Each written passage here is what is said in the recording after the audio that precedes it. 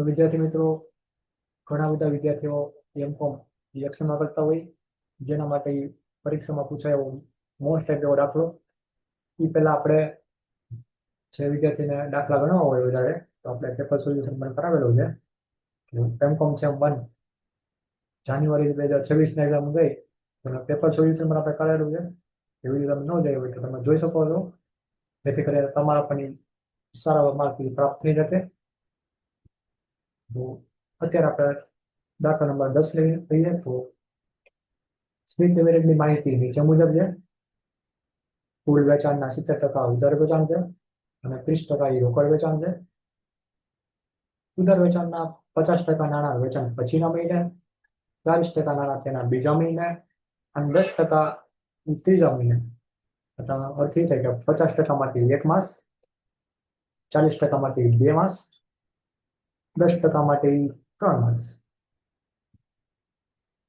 પછી આગળ વધીએ તો કાચા નફાનો ગાળો વેચાણ ઉપર 25%નો છે.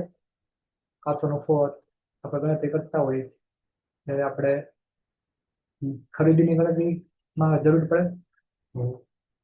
કાચો નફો ત્યારે દેવાનો જ્યારે ખરીદીની ગણતરી કરતા હોય ત્યારે.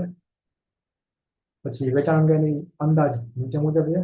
વેચાણ આપી દીધું આપણને એપ્રિલ, મે, જૂન, જુલાઈ, ઓગસ્ટ, સપ્ટેમ્બર, ઓક્ટોબર, નવેમ્બર, ડિસેમ્બર. આપણે ડિસેમ્બર લગી લેવાનું હોય, કેમ કે જાન્યુઆરી અંદાજપત્રમાં ન લખાય. એટલે આપણે 12 મહિના લગીનું પ્રમાણ હોય. પહેલો મહિનો કંઈ ગણાય નહીં, કેમ કે જાન્યુઆરી તો પહેલો મહિનો થઈ જાય, જે વધી જાય. એટલે આપણે ડિસેમ્બર લગી લેવાનું હોય. એટલે ડિસેમ્બર લગી લેવાનું, જાન્યુઆરી કાઢી નાખવાનું, જે જરૂર પડે લેવાનું. પછી દર મહિનાના અંદાજિત વેચાણ અંગે જરૂરી માલ તેની અગાઉના મહિનામાં ખરીદવામાં ચૂકવવામાં આવે છે. એટલે કે ભૂતકાળમાં ખરીદી થઈ છે, એટલે કે આ ખરીદી એપ્રિલમાં નહીં પણ માર્ચમાં થઈ છે. માર્ચમાં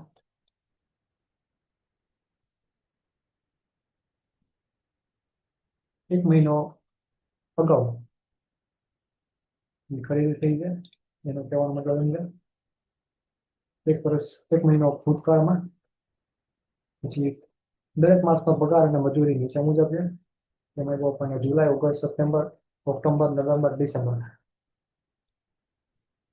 પછી કેલેન્ડર મુજબના દર 3 માસ માટે 5 લાખના 10%ના ડિબેન્ચર પર વ્યાજ ચૂકવાય છે. ચૂકવાય એટલે આપણી જાવક કહેવાય, એટલે જાવક તરીકે દર્શાવવાનું. પછી 50,000ના કરવેરા ઓક્ટોબર માસમાં ચૂકવાના છે, એટલે ઓક્ટોબર માસમાં એ ચૂકવાના છે. તો એ પણ આપણી જાવક, પૈસા આપણે જઈ શકે એ આપણી જાવક. પછી ઓક્ટોબર 18માં 45,000નું યંત્ર ખરીદી તેના નાણાં ચૂકવાના છે, તથા ડિસેમ્બર 18માં 3 લાખનું યંત્ર ખરીદી તેના નાણાં ચૂકવાના છે, એ પણ આપણી જાવક. પછી ભાડું દર મહિને 2,000 ચૂકવવાનું છે, એ પણ આપણી જાવક. એ બધી આપણી જાવક થાય. પછી કંપની રોકડ શિલક 30/6/18ના રોજ 1 લાખની છે, અને તે લઘુત્તમ શિલક રોકડ શિલક છે, એટલે કે 1 લાખ રાખવાના. તેનાથી ઓછા બી નહીં, તે વધારે બી નહીં. મિનિમમ 1 લાખ તો રાખવાના. એનાથી વધારે હોય તો કંઈ પ્રશ્ન નથી, અને એનાથી ઓછા તો નહીં હાલે એમ કહી આપણને. અને ઓછા હોય તો નાણાં 5,000 કે તેના ગુણાંકમાં જ દરેક માહિતીની શરૂઆતમાં સૂચના લઈ શકાય છે, અને તેના ઉપર વાર્ષિક 12% લેખે વ્યાજ ચૂકવવામાં આવે છે. આ ઉછીના નાણાં ઉપર વ્યાજ ત્યાર પછીના મહિના, બીજા મહિનામાં ચૂકવાય છે, એટલે કે ત્યાર પછીના મહિનામાં, એટલે નેક્સ્ટ મંથમાં એનું વ્યાજ ચૂકવાય છે. જુલાઈ 2018 થી ડિસેમ્બર 18 સુધી 6 માસનું રોકડ અંદાજપત્ર તૈયાર કરો. તો સૌ પ્રથમ આપણે વહેલા વેચાણની ગણતરી કરતા હોઈએ તો નંબર 1 વેચાણની ગણતરી લખીએ. આપણે વેચાણની ગણતરી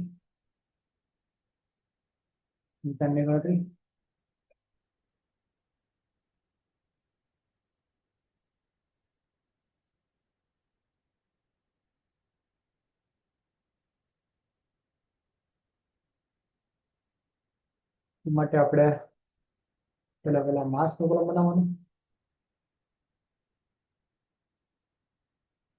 પેલા માસ, પછી હવાલો વાંચવાના. તો પેલો વાલો એમાંથી તો આપણને કુલ વેચાણના 70% ઉધાર વેચાણ છે અને 30% એ રોકડ વેચાણ છે. તો પેલા રોકડ વેચાણ લેવાનું. તો લઈએ આપણે 30% શું કીધું આપણને?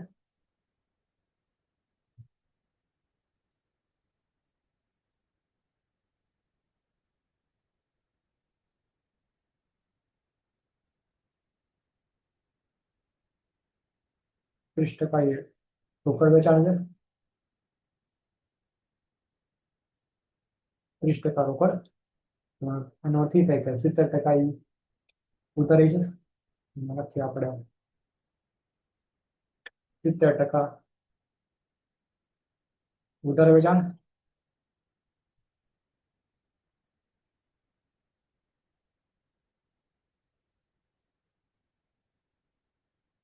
અને બીજો વાળો લઈએ તો ઉધાર વેચાણના 50%. એટલે એનો અર્થ એ થાય કે 50%, 40% અને 10% એ બધા માટે માસ લગાડવાના છે પાછળ. તો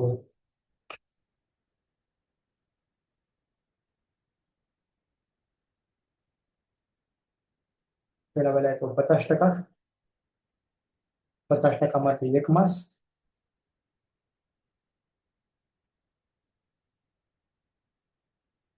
એવી રીતના કહી છે આપણને 40%. 40% માંથી 2 માસ. એવી રીતના કીધું આપણને 10%. 10% માંથી 3 માસ. અને કુલ રોકડ બનાવવાનું. કુલ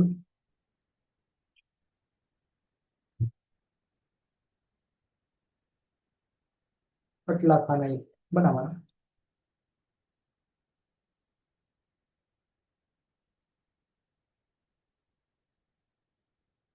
આગળ આપણો ઉધાર વ્યવહાર.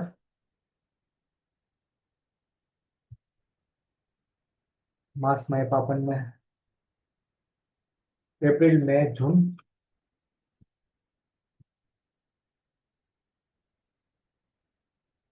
એપ્રિલ, મે, જૂન, જુલાઈ, ઓગસ્ટ, સપ્ટેમ્બર, ઓક્ટોબર, નવેમ્બર અને ડિસેમ્બર.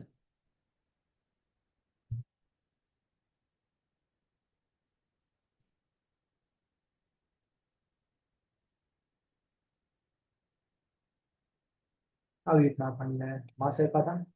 પછી આપણે રોકડ વેચાણના કરવાના 30%. તો 30% એ રોકડ વેચાણ કરવાના છે. તો વેચાણના કરવાના. તો વેચાણ આપ્યું આપણને 3 લાખ એપ્રિલ મહિનામાં. તો 3 લાખના કરીએ આપણે 30%. તો 3 લાખના કરીએ 30%. તો 90,000. પછી માઇનસ બરાબર પ્રેસ કરો તમે તો એક રકમ આવશે કેલ્સીમાં. કેટલા આવે? માઇનસ બરાબર પ્રેસ કરી તો 2,10,000. 2,10,000 કરવાના 50%. 2,10,000 50% કરીએ તો રકમ આવે 1,05,000. સીધા 40% દબાવો તો 84,000. સીધા તમે 10% દબાવો તો 21,000. ફરીથી મે મહિનામાં તો મે મહિનામાં 3,50,000 આપ્યા છે. તો 3,50,000 કરવાના 30%. 1,05,000. માઇનસ બરાબર કરી તો 2,45,000. 2,45,000 કરવાના 50%. તો 1,22,500. પછી સીધા 40% દબાવી તો 98,000. પછી સીધા 10% દબાવી તો 24,500. જૂન મહિનામાં તો 4,00,000. 4,00,000ના 30%. 1,20,000. માઇનસ બરાબર પ્રેસ કરીએ તો 2,80,000. 82 ના કરવાના 50%. તો 41,000.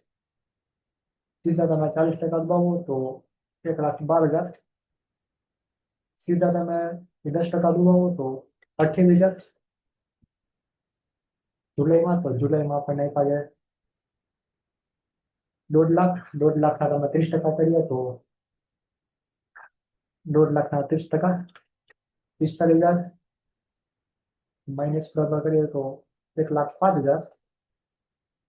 1,5 ના કરવાના 50%, તો 52,500. 40% દબાવીએ તો 42,000. 10% દબાવીએ તો 10,500. ઓગસ્ટમાં 2,00,000. 2,00,000 ના કરવાના 30%, 60,000. પછી માઇનસ બરાબર કરીએ તો 1,40,000. એને 1,40 ના કરવાના 50%, તો રકમ આવે 70,000. 40% કરીએ તો 56,000. 10% કરીએ તો રકમ આવે 14,000. સપ્ટેમ્બરમાં પણ પાછા 2,00,000, તો 2,00,000 ના આપણે ઉપર કરેલા જ છે. 60,000, 1,40,000, 70,000, 56,000, 14,000. પછી ઓક્ટોબરમાં 3,00,000, તો 3,00,000 ના કરવાના 30%, તો કરીએ આપણે 3,00,000 ના 30%, 90,000.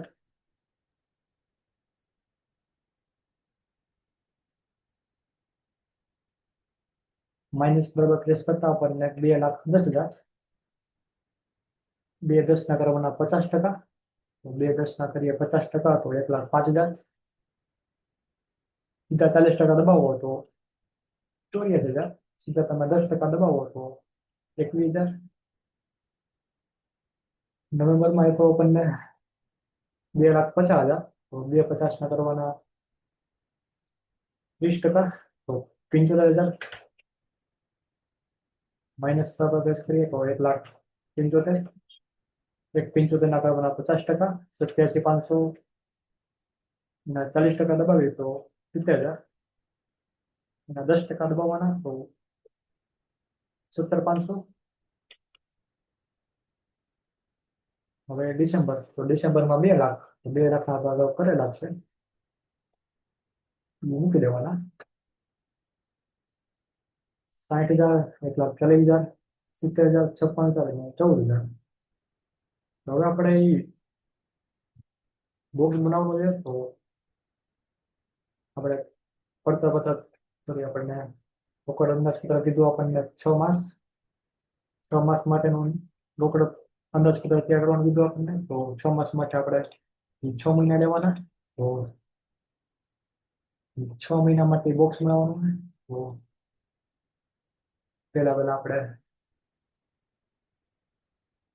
નીચેથી લઈએ તો 30% માટે રોકડ વેચાણમાં આપણે નીચેથી 6 માસ લેવાના,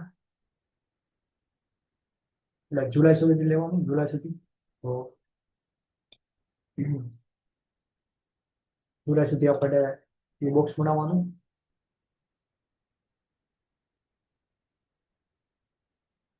આપણે બોક્સ એવી રીતના આપણે 50%માં, તો 50%માં 1 માસ મૂકી દેવાનું, એટલે નીચેથી 1 માસ મૂકીને બોક્સ. એવી રીતના હવે 40% માટે, તો 40% માટે 2 માસ મૂકી દેવા નીચેથી, અને પછી બોક્સ બનાવવાનું. એવી રીતના 10% માટે, 10% માટે નીચે 3 માસ મૂકી દેવાના, અને પછી બોક્સ બનાવવાના. અને ક્રોસમાં એનો ટોટલમાં દેવાનો.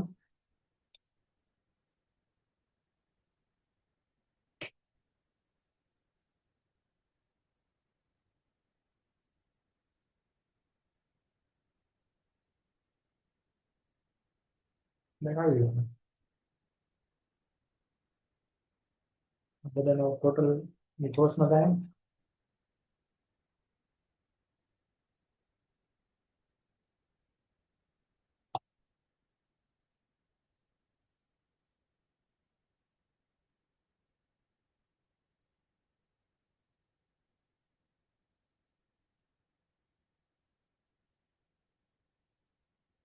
ટોટલ ક્રોસમાં કરી નાખવાનું.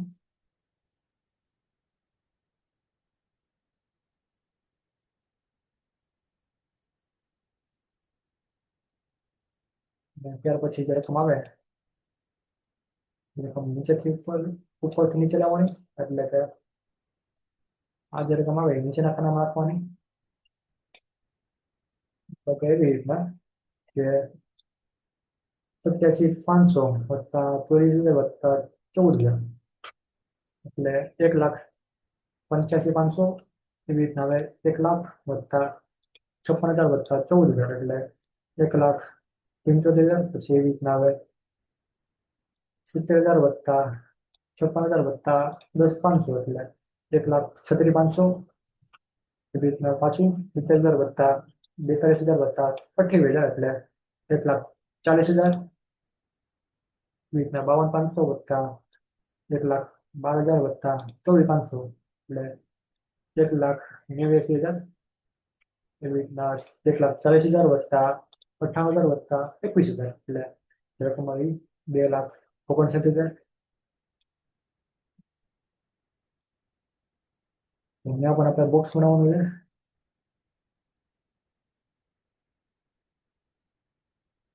અહીંયા પણ આપણે બોક્સ બનાવી નાખીએ તો આવી રીતના બોક્સ બનાવી નાખવાનું.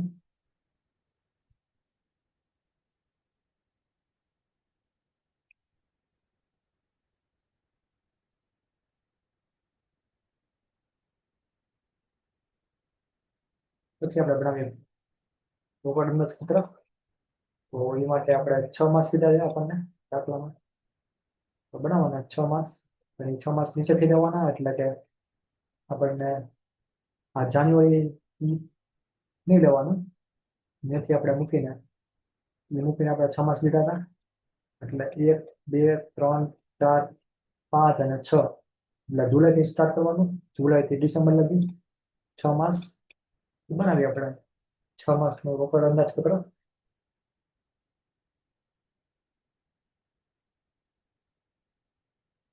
એ માટે આપણે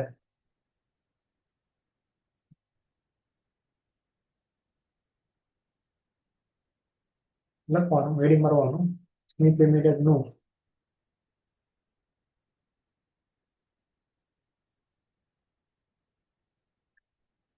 સ્મિથ લિમિટેડ નું જુલાઈ,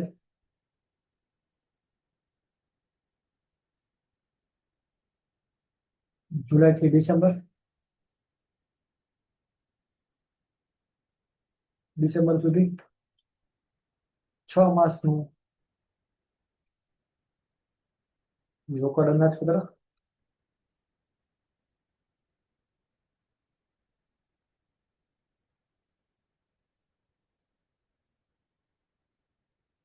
છ માસનું એટલે આપણે 6 માસ લેવાના હોય. 15 એક્ટિવિટીમાં થયા કરો.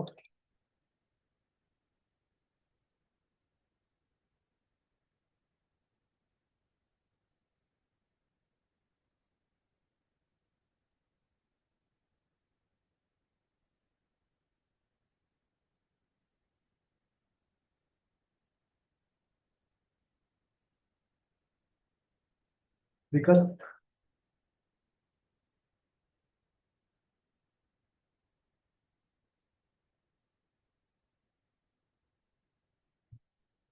ચોમાસ, ચોમાસમાં લખવાનું આપણે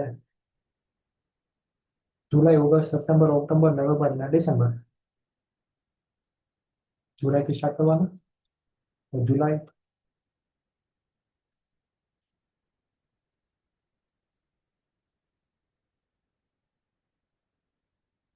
જુલાઈ, ઓગસ્ટ, સપ્ટેમ્બર, ઓક્ટોબર, નવેમ્બર અને ડિસેમ્બર. 6 માસ લેવાના. પેલા આપણે શરૂઆત હંમેશા આપણે શરૂઆતની રોકડ સિલેક્ટ કરતા હોઈએ તો લખીએ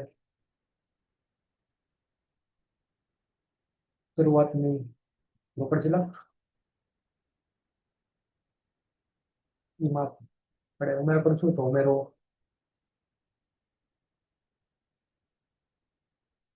ઉમેરો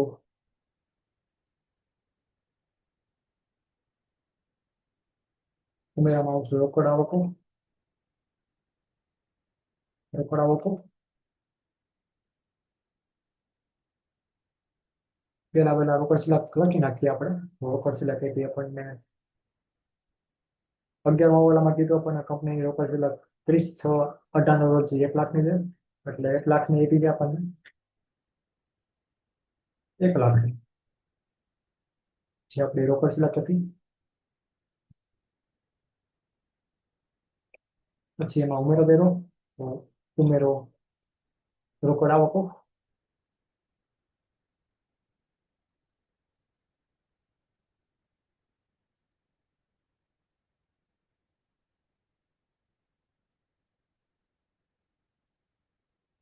બધી રોકડ આવકમાં નંબર 1 પહેલા આપણે વેચાણની ગણતરી કરીએ તો વેચાણની ગણતરી ઉપરથી લેવાનું.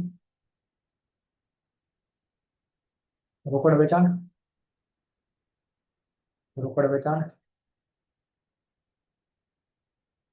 આપણે ગણતરી કરી ત્યાં જોવાનું. આપણને રોકડ વેચાણ આપણને એક બોક્સ બનાવ્યું હતું આપણે. એ બોક્સમાં એટલી રકમ હતી લખવાની. એમાં 45,000, 60,000, 65,000 અને 90,000, 75,000 અને 60,000. એ આપણું રોકડ વેચાણ. પછી નંબર 2 લખવાનું ઉધાર વેચાણની વસૂલાત. ઉધાર વેચાણની વસૂલાત.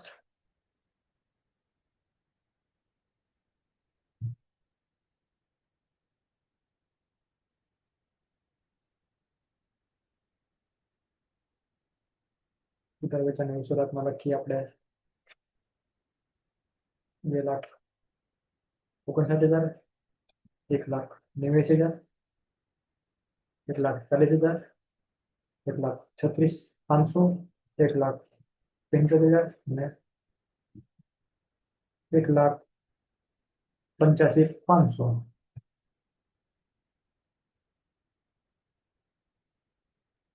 આવી ગયું. પછી આપણે ટોટલમાં જોઈએ તો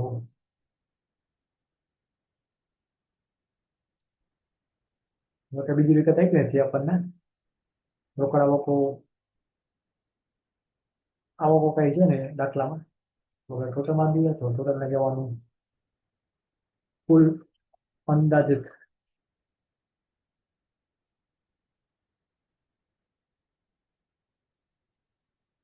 રોકડ આવકો એને આપણે એ કહેવાનું.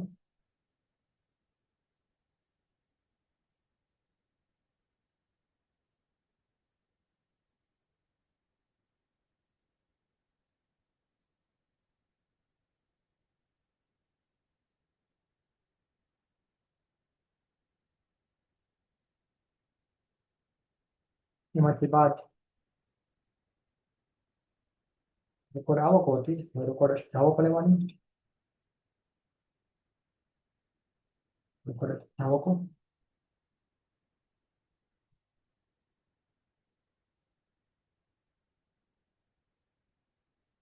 રોકડ આવકમાં નંબર 1 કોઈ ખરીદી હોય તો લેવાનું. ખરીદી માટે આપણે હવાલો વાંચવાનો. જેમાં ત્રીજો વાળો કાચા નફાનો ગાળો વેચાણ ઉપર 25% છે. તો આપણે વેચાણના કેટલા ટકા કરીએ તો આપણને રકમ આવે. તો 100 માઇનસ કરવાના. તો 100 માઇનસ કરીએ. આ 100 માઇનસ 25 કરીએ એક રકમ આવશે 75. 75% થાય તો એને લખવાનું. એને લખીએ આપણે રોકડ ખરીદી વેચાણના 75%. એટલે આપણે વેચાણના 75% કરવાના. અને રકમ ક્યાંથી લેવાની આપણે? હવે જે રકમ આવશે એ નીચેથી લેવાની. એટલે જાન્યુઆરીથી ગણાય. એટલે જાન્યુઆરી ગણાય એટલે નીચેથી આપણે લઈએ તો છેલ્લેથી આપણે આમ આવવાનું છે. એટલે હવે આપણે 6 મહિના ગણવાના. આના પર ગણવાના છે. આ 1, આ 2, આ 3, આ 4, આ 5 અને 6 આ મહિના ગણવાના છે. એટલે નીચેથી આપણે ગણીએ છેલ્લેથી તો એમાં પણ ભૂલ પણ ન પડે. તો પેલા એક આપણે 3 લાખ. તો 3 લાખ 3 લાખના કરવાના 75%, તો 2,25,000. એવી રીતના એક આપણને 2 લાખ, તો 2 લાખના કરવાના 75%, તો રકમ આવશે 1.5 લાખ. પછી આપણને 2,50,000, 2,50,000ના કરવાના 75%, 1,87,500. 3 લાખ આપ્યા છે, 3 લાખના કરીએ 75%, 2,25,000.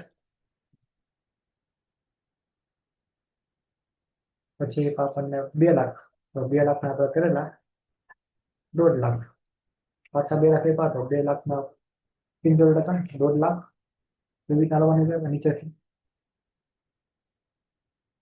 થઈ ગયું. પછી આપણે નંબર 2, પછી આપણે હવાલો વાંચીએ તો છઠ્ઠો વાલો. છઠ્ઠા વાલામાં કીધું આપણને મજૂરીના પગાર, પગાર ને મજૂરી કીધું, પગાર અને મજૂરી, પગાર મજૂરી આપી એમાં 30,000. સીધી રકમ લખી નાખવાની, 40,000, 50,000, 50,000, 40,000 અને 35,000. અને નંબર 3, નંબર 3માં કીધું આપણને સાતમો વાળો. કેલેન્ડર મુજબના દરેક 3 માસ માટે 5,00,000ના 10%ના ડિબેન્ચર ઉપર વ્યાજ ચૂકવાય છે. આપણે આવું થાય તો લખવાનું ડિબેન્ચરનું વ્યાજ.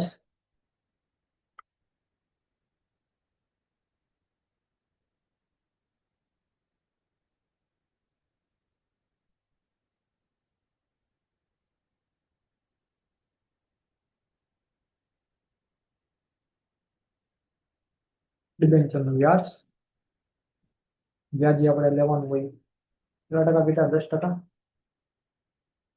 10% લેખે 3 માસનું, 3 માસ એટલે કે કેલેન્ડર મુજબ કીધું ને આપણને, કેલેન્ડર મુજબના દરેક 3 માસ માટે. એટલે કેલેન્ડર મુજબ આવીએ એટલે આપણે 3 માસ હોય તો ઉઘડી જવાનું. એટલે અહીંથી આમ હાલવાનું છે, આ બાજુ. એ બાજુ હાલીએ તો આ જુલાઈ પહેલો મહિનો, ઓગસ્ટ બીજો અને સપ્ટેમ્બર ત્રીજો થાય. એવી રીતના ઓક્ટોબર પહેલો, નવેમ્બર બીજો અને ડિસેમ્બર ત્રીજો. એટલે જે રકમ આવી ગઈ અહીંયા લખવાની. આ 2 રકમ અહીંયા લખાય. કરીએ આપણે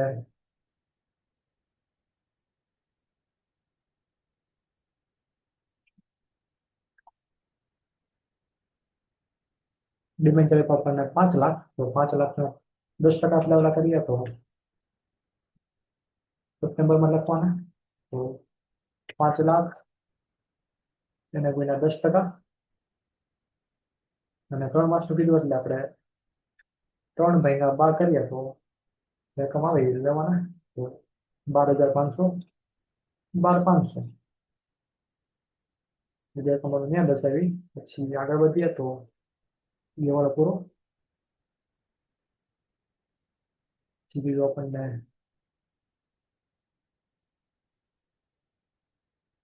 ઓક્ટોબર 18માં 45,000નું યંત્ર ખરીદી તેના નાણાં ચૂકવાના છે. એટલે કે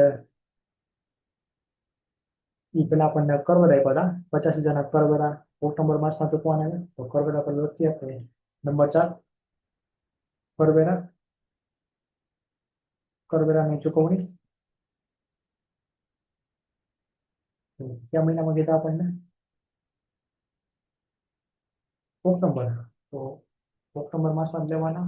એટલે કે ઓક્ટોબરમાં લેવાના 50,000.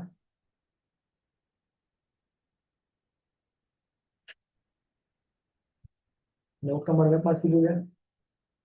પછી નંબર 5 એમાં કીધું આપણને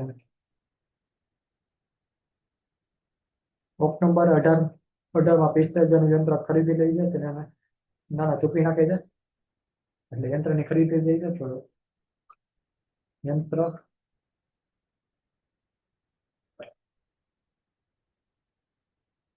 યંત્રની ખરીદી, યંત્રની ખરીદી એમાં ઓક્ટોબરમાં 45,000,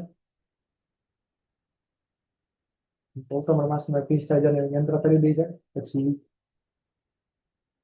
તથા ડિસેમ્બર 18માં 3 લાખનું યંત્ર ખરીદી અને નાના ચૂકવે છે. એટલે કે ડિસેમ્બરમાં આવશે 3 લાખ. પછી નંબર 6, હવે આપણે કીધું આગળ આપણે કીધું પણ દાખલામાં આગળ કીધું આપણને ભાડું દર મહિને 2,000 ચૂકવવાનું છે. એટલે ભાડાની ચૂકવણી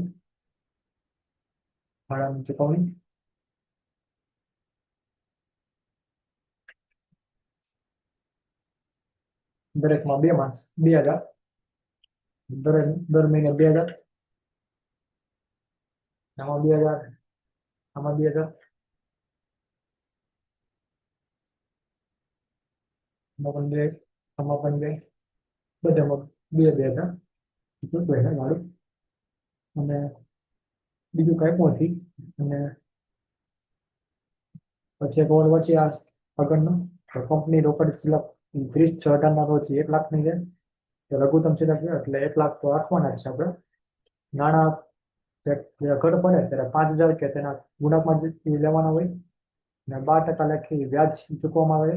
તો ત્યાં લખીએ આપણે 7મો વાળો, જ્યારે આવે ત્યારે લખવાનું.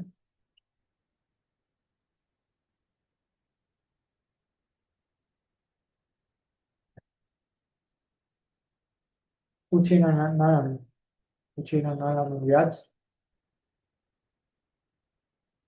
12%, એ કમાઈ જાય નથી પણ આવે ત્યારે.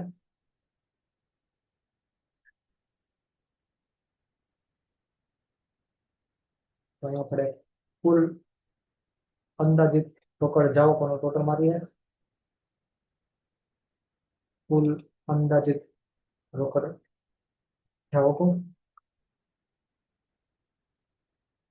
બી કહેવાનું. ત્યાર પછી આપણે મળશે રોકડ શિલ્લક.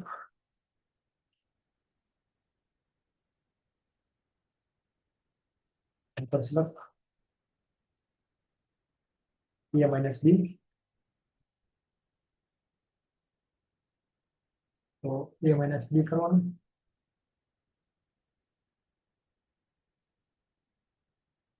ફરી આપણે એનો ટોટલ મારીએ પહેલા રકમ આવશે 4,04,000. બી માટે પણ ટોટલ મારી દેવાનું. તો રકમ આવે 1,82,000. તો એ માઇનસ બી કરવાનું 2,22,000. તો આમાં કઈ ઘટ પડી નથી આપણને. એમાં કીધું આપણને ઘટ પડે ત્યારે 1 લાખ સુધીની ઘટ હોય ત્યારે એનાથી ઓછા નહીં હાલે. એટલે 1 લાખ કરતા વધારે છે એટલે આમાં ઉછીના મંગાવશું નહીં અને ઉછીના બાદ પણ નહીં કરશું આપણે. એનો ઉમેરો લખવાનો.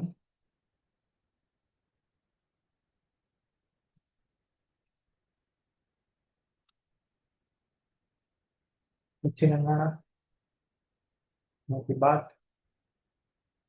જો ઘટ પડે તો એમાંથી તો લેવાના, નહીં લેવાના. અને ત્યાર પછી ઉછીના નાણાં પરત નાખવાના.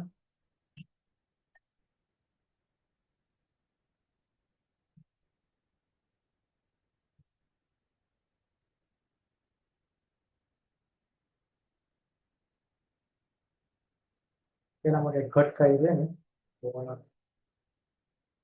ટોટલમાં દઈએ.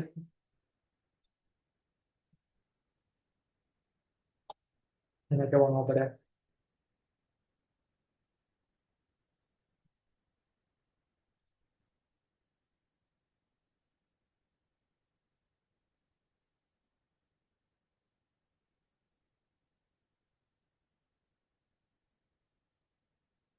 આખંડની રોકડ શિલ્લક જે મળશે આપણને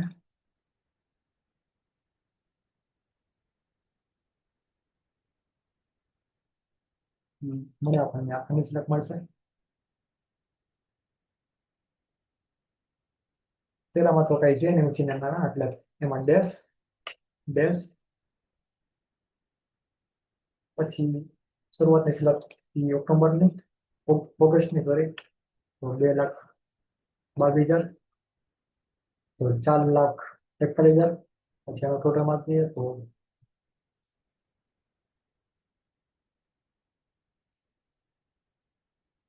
પેલા બધી લઈ નાખીએ તો બી નો ટોટલ મારી દઈએ બધાનો, તો બધાનો ટોટલ મારી બી નો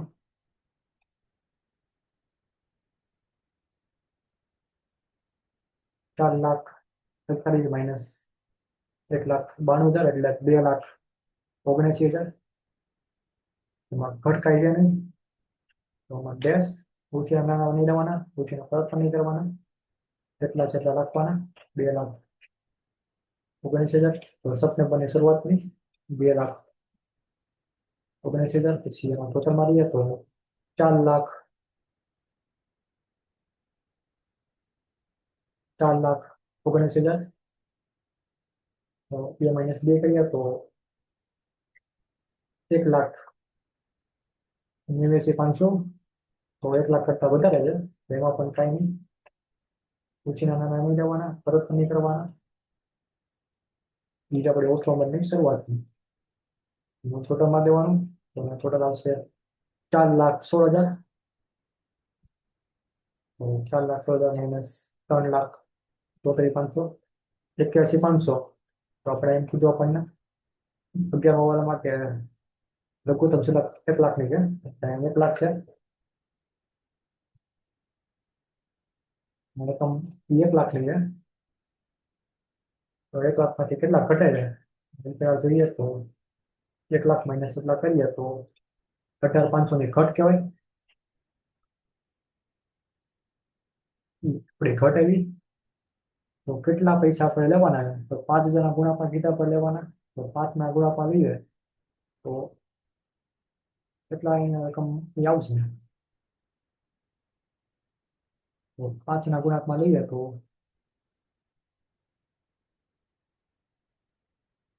20,000 લઈએ તો 1,00,000 થઈ જાય. એટલે કે 5ના ગુણાકાર કેવી રીતના 15,000, 10,000, 20,000 એવી રીતના કિસ્સા આપણને, અને આપણે 20,000 લઈએ તો આપણને 1,00,000 પૂરા થઈ જાય. કમણા 20 કીધા 15 કેમ લીધા આપણે, 15 દીધા હોય તો આપણે એનો ટોટલ મારીએ તો 1,00,000 થઈ જવું જોઈએ.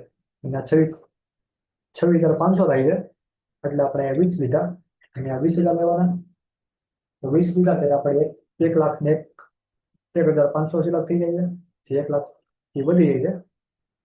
તો અહીંયા પણ એમ કીધું છે કે લઘુત્તમ સિલક 1,00,000 તો રાખવાની જ છે, એટલે આપણે 1,00,000 તો રાખવાના જ છે. તો હવે શરૂઆતની સિલક 1,01,500, ટોટલ લઈએ તો 3,51,500.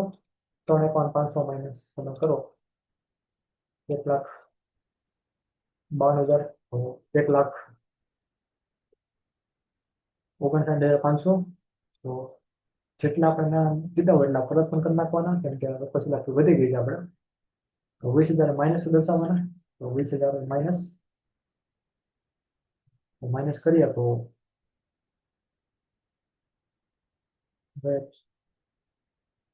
પરત પણ કરી નાખવાના, તો 20,000 પરત કરી નાખ્યા એટલે માઇનસ દર્શાવવાના, એટલે 1,39,500 ડિસેમ્બરની શરૂઆતની 1,39,500 એનો ટોટલ માંથી તો ટોટલ આવશે 3,85,000.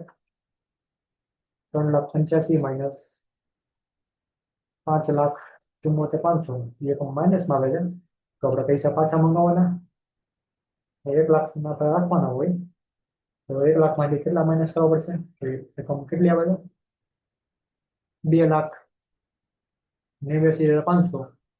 ઘટ પડી 2,89,500ની. તો હવે આપણે કેટલા લેવાના, તો આપણે લઈએ પૂછીના લેવાના, એટલે 2,90,000 લઈએ તો કેટલા આવશે, તો કીધા ને ઘટ પડી હતી 2,89,500 સોલ્વ થઈ જાય. 2,90,000 લઈએ તો 2,90 લઈએ તો એનો ટોટલ મારીએ તો 1,03,000, સોરી 1,03,000.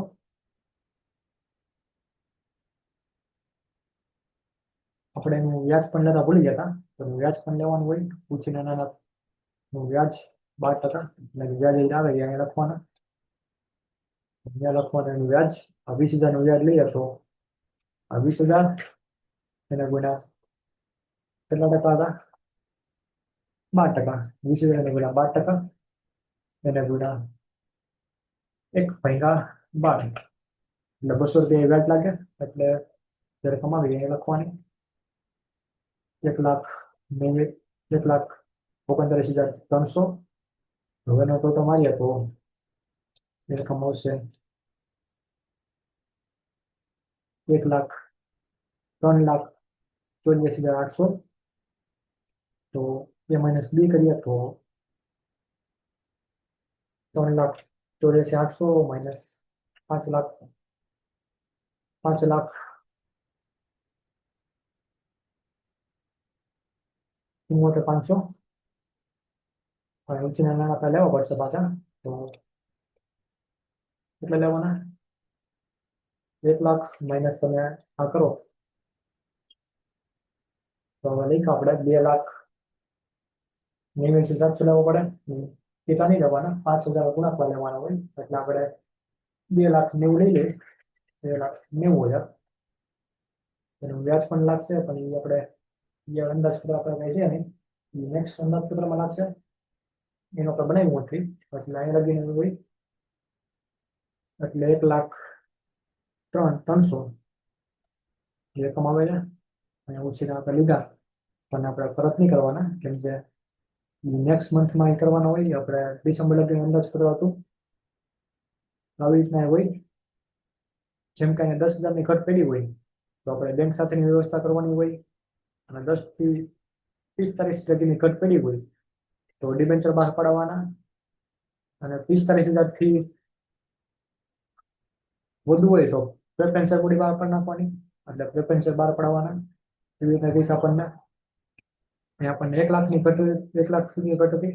એટલે આપણે ઉછીના લઈ લેવાના હતા અને પરત પણ કરી નાખવાના. એનું વ્યાજ પણ લાગશે. એટલી વિગતથી લખવાની આ દાખલામાં. બીજું કઈ દાખલામાં હતું નહીં. ઘટને રિલેટિવ દાખલો હતો. આપણે અગાઉ દાખલા ગણાવેલા હતા ઘટને રિલેટિવ, તો એ પણ લેવાના ધ્યાનમાં. જે માટે અમે દાખલો બનાવ્યો હતો.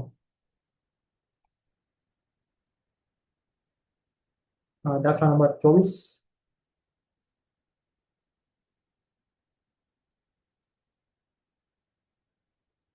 ઘટને રિલેટિવ હતો.